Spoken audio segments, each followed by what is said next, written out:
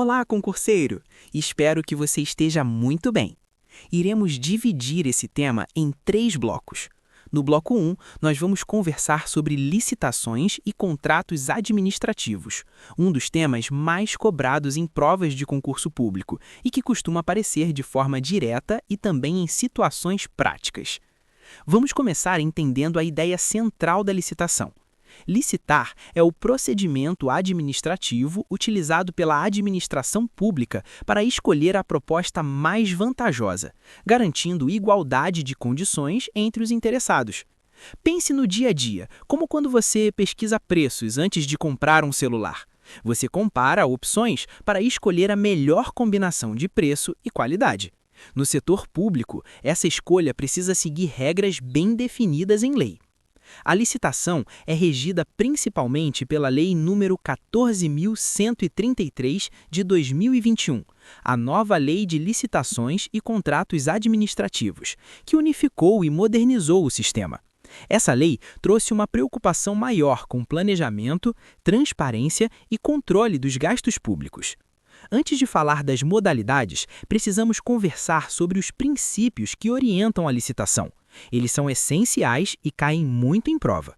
O primeiro é o princípio da legalidade, que significa que o administrador só pode agir conforme a lei. Diferente do particular, que pode fazer tudo o que a lei não proíbe, o poder público só faz o que a lei autoriza. Temos também o princípio da isonomia, que garante tratamento igual a todos os concorrentes. É como uma fila de banco. Todo mundo é atendido pela mesma regra, sem favorecimento. O princípio da impessoalidade reforça essa ideia, afastando preferências pessoais ou políticas. Outro princípio importante é o da moralidade, que exige conduta ética e honesta. Não basta ser legal, tem que ser correto. A publicidade garante que os atos sejam divulgados, permitindo fiscalização pela sociedade. Já a eficiência busca um melhor resultado com o menor custo possível, algo muito valorizado atualmente. A nova lei ainda destaca princípios como o planejamento, a segregação de funções e a motivação dos atos administrativos. Planejar antes de contratar evita desperdícios e problemas futuros, assim como separar funções impede que uma mesma pessoa concentre poder excessivo no processo. Agora vamos às modalidades de licitação. A Lei 14.133 prevê 5 modalidades. A concorrência é a mais ampla e pode ser usada para qualquer valor. O pregão é utilizado para bens e serviços comuns, como compra de material de escritório ou contratação de serviços de limpeza. O concurso serve para a escolha de trabalho técnico, científico ou artístico, como um projeto arquitetônico. O leilão é usado para a venda de bens, geralmente bens inservíveis ou apreendidos.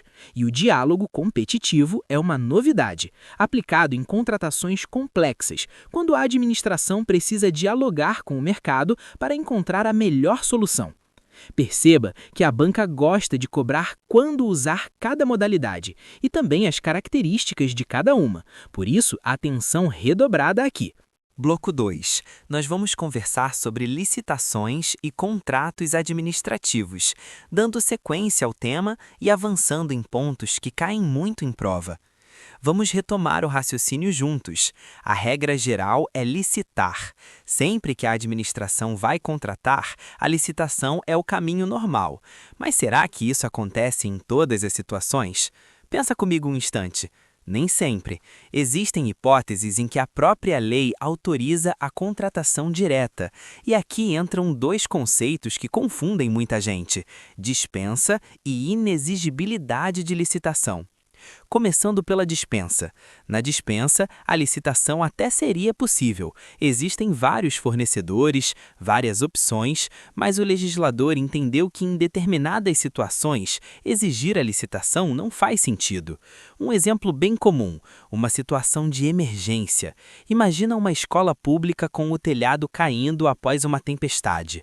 A administração precisa agir rápido para garantir a segurança dos alunos.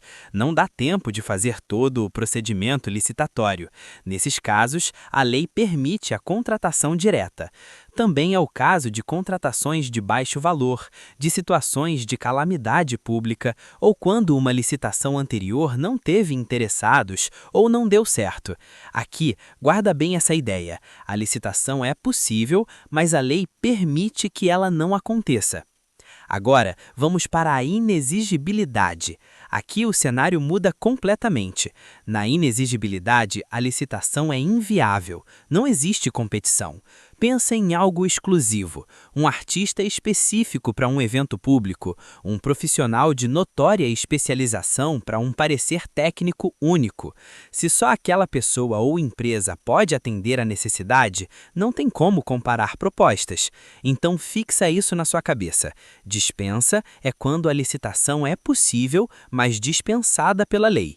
Inexigibilidade é quando a licitação é impossível. Agora vamos entrar nos contratos administrativos. Contrato administrativo é o acordo firmado entre a administração pública e um particular, para atender ao interesse público. E aqui existe uma diferença importante em relação aos contratos privados. A administração possui certas prerrogativas. Essas prerrogativas aparecem nas chamadas cláusulas exorbitantes.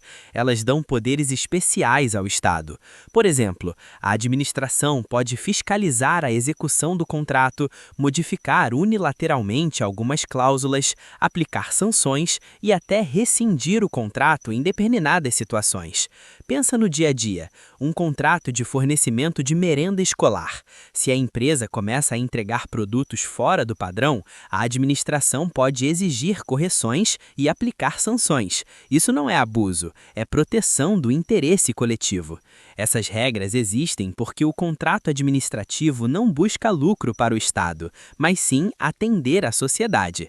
No bloco 3, nós vamos conversar sobre licitações e contratos administrativos, para fechar esse assunto tão cobrado em prova, agora olhando com calma para a alteração dos contratos, a forma como eles terminam e as sanções aplicáveis. Vamos por partes, com tranquilidade. Primeiro, as alterações contratuais. Nos contratos administrativos, a administração pública pode alterar o contrato de maneira unilateral. Isso existe para proteger o interesse público. Mas atenção, isso não é ilimitado e não pode gerar prejuízo injusto ao contratado. Pensa em uma obra pública simples, como a reforma de uma escola. Durante a execução, percebe-se que é necessário reforçar a estrutura ou ampliar uma sala. A administração pode ajustar o contrato para incluir essa mudança, desde que respeite os limites legais e mantenha o equilíbrio econômico-financeiro. Em outras palavras, o contratado não pode trabalhar mais e receber menos por causa de uma decisão do poder público. Essas alterações podem ser quantitativas, quando aumentam ou diminuem a quantidade do objeto, ou qualitativas, quando mudam a forma de execução.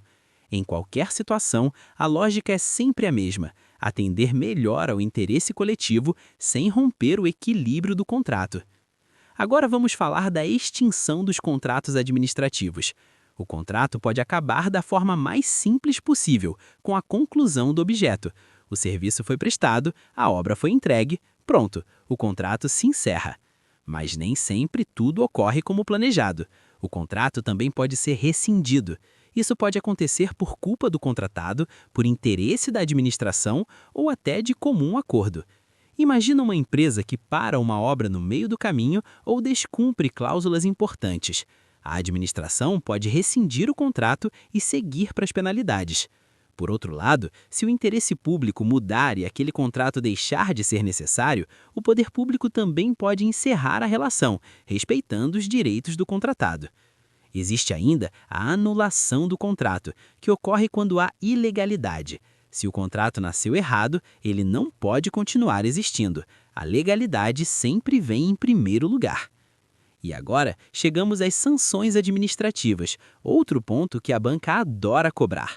Quando o contratado descumpre o contrato, a administração pode aplicar penalidades previstas na Lei 14.133 de 2021.